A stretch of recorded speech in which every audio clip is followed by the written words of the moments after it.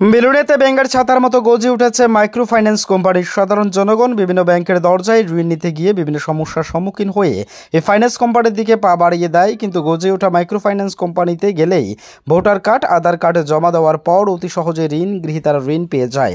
তারপরে ঋণ শুরু হয়। ঋণ গ্রহীতাদের কাছ থেকে ঋণ নেওয়ার জন্য মাইক্রো ফাইন্যান্স কোম্পানির কর্মীদের উৎপাত।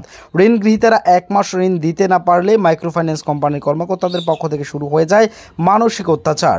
এরপর ঋণ গ্রহীতারা ব্যতিব্রস্ত হয়ে আত্মহত্যার পথ বেছে নেয়। ফাইন্যান্স কোম্পানির কাছ থেকে ঋণ নিতে ঋণ গ্রহীতাদের আত্মহত্যার ঘটনা নেহাত কম নয়। 1 মাসের মাইক্রো ফাইন্যান্স কোম্পানির ঋণের টাকা দিতে না পারায় এক দরিদ্র কৃষক রঞ্জিত রুদ্রপালের ঘরের দরজায় তালা ঝুলিয়ে দিল এক মাইক্রো ফাইন্যান্স কোম্পানির 2 কর্মী। এই ঘটনা ঘটেছে বৃহস্পতিবার সকালে বেলুনিয়া থানাধীন চিত্তামারা নাথপাড়াতে।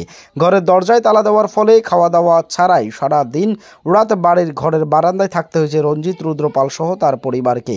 এদিকে অসুস্থ ছোট পুত্র সন্তানের মুখে ঔষধ তুলে দিতে পারেননি হতভাগ্য পিতা মাতা। এছাড়া বড় মেয়ের লেখাপড়া বন্ধ হয়ে গেল দরজার তালা থাকাতেই। হতভাগ্য পিতা মাতা লোক লজ্জার ভয়ে কাউকে কিছু না জানিয়ে চোখের জলে ঘরের বারান্দায় পড়ে রইল। ঘটনা জানাজানি হতে ছিচি রবের পাশাপাশি ক্ষোভে উগরে দিয়েছেন শুভবুদ্ধি জনগণ মাইক্রো ফাইন্যান্স কোম্পানির বিরুদ্ধে। এই মাইক্রো ফাইন্যান্স কোম্পানির নাম Vedika credit capital limited. Belonia Satmura এলাকাতে এর অফিস শাখা রয়েছে। এই ঘটনা মহকুমা প্রশাসনের নজরে আসতে শাখা অফিস পরিদর্শন করেন মহকুমা প্রশাসনের পক্ষ থেকে।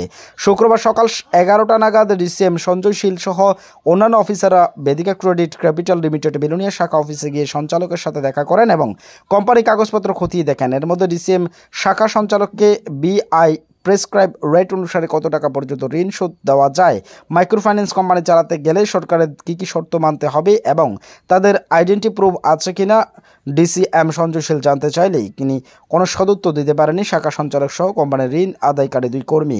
পাশাপাশি ট্রেড লাইসেন্স দেখাতে পারেননি শাখা সঞ্চালক।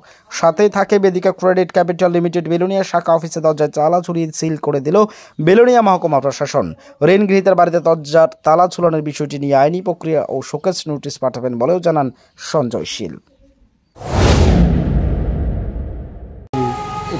ওদের ব্রাঞ্চ অফিস খুলতে পারে তাহলে স্যার একদিকে ওনাদের ট্রেড লাইসেন্স নেই, অন্যদিকে যারা কালেকশনে গেছিলেন ওদের কাছে আইডি কার্ড নেই, একদম অবৈধ। আমি জিজ্ঞেস করেছি যারাই যে 2 জন ইনভলভমেন্ট ছিলেন, আমি তাদেরকে পার্সোনালি জিজ্ঞেস করি, তোমরা যে কোম্পানির লোক আমরা কিভাবে বুঝবো, তোমার আই কার্ড কোথায়?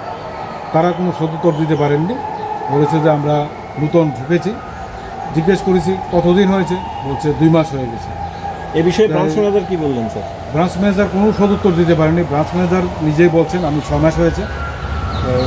উনি একটা ফিনান্সিয়াল ইনস্টিটিউশন চালাতে গেলে যা যা দরকার ওনার নিজেও জানেন না কী কী চাই। আমি জিজ্ঞেস করার পর আমি যাই জিজ্ঞেস করেছি ওনার কাছে পুরোটাই নতুন লাগছে। আমি ওনার কাছে জিজ্ঞেস করেছিলাম কতজন ঋণ গ্রহীতা আপনার থেকে ঋণ নিয়েছে আপনার এই অফিস থেকে, কোনো উত্তর নাই তাদের কাছে।